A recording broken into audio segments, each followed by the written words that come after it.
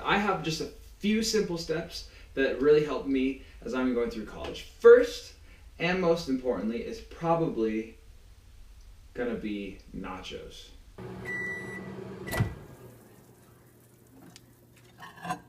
The idea behind it is that as a college student, you have to be incredibly resourceful with your food. People can actually tell, I know from experience, people can tell that you are a college student by how you eat.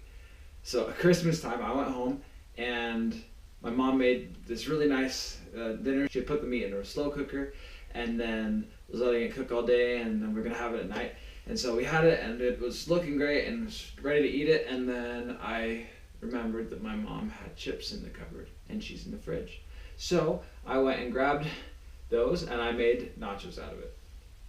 And it was delicious. The second thing is to get your homework done first.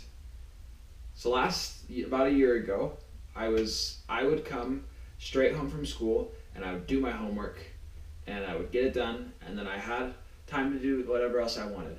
Now I can't really say that I'm doing the same this semester, but it was seriously one of the best ways to go about doing my work and doing my homework and getting it done, because I was able to get it done and then move on and go have fun, go hang out with friends, whatever it was. And it just made the whole thing that much better.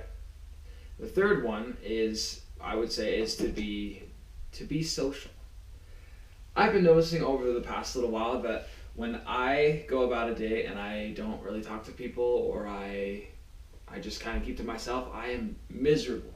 I'm miserable. College will be that much better of an experience if you go out, you have fun, and you spend it with other people. Because you don't just want to spend the whole time by yourself, and yeah, it would suck if you did that.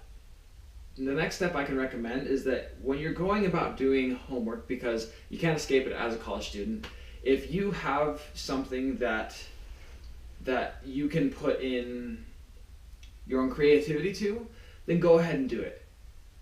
Unless you're doing like a math assignment, you can't really be creative with that. You have to do it a certain way. But if it's another assignment that you're doing, put your own spin on it. This vlog is the perfect example of that. I was assigned to do a blog for my class, but I was like, I like writing, and I'd say I'm pretty good at it.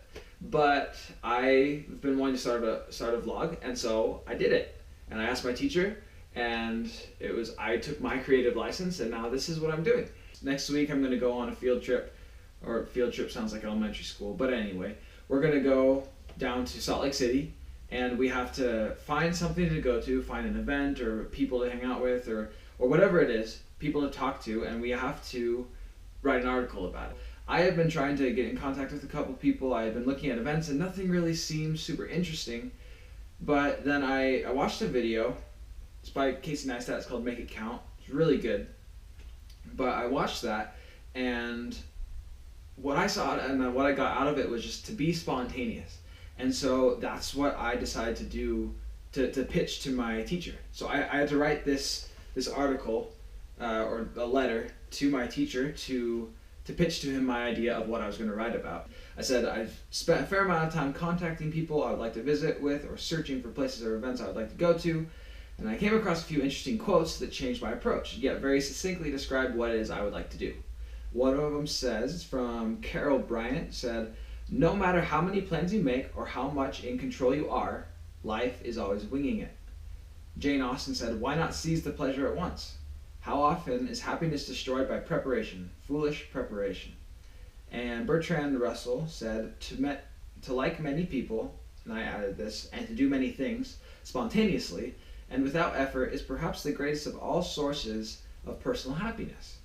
I'm going to go and find something that can take me and give me this cool experience, and I can meet people and interview people and take pictures and do all the things I need to for for the assignment. So I have my parameters that I have to work by for the assignment, but the exact thing that I'm going to go do, I don't know yet, and that's perfectly okay, because I just want to go and talk about and write about the benefits of doing something like that, and what my experience is in not really planning specifically what I'm doing for an assignment, but just knowing that it will turn out great.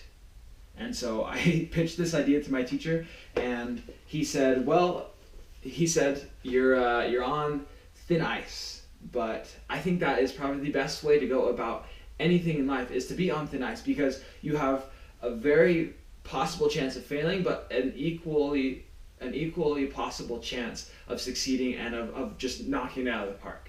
And so that's what I'm going to try to do. I'm going to either horribly fail or write the absolute best article this teacher's ever seen from this trip. No, I don't know if that'll happen, but I'm going to do it, and I'm going to write an article based on being spontaneous.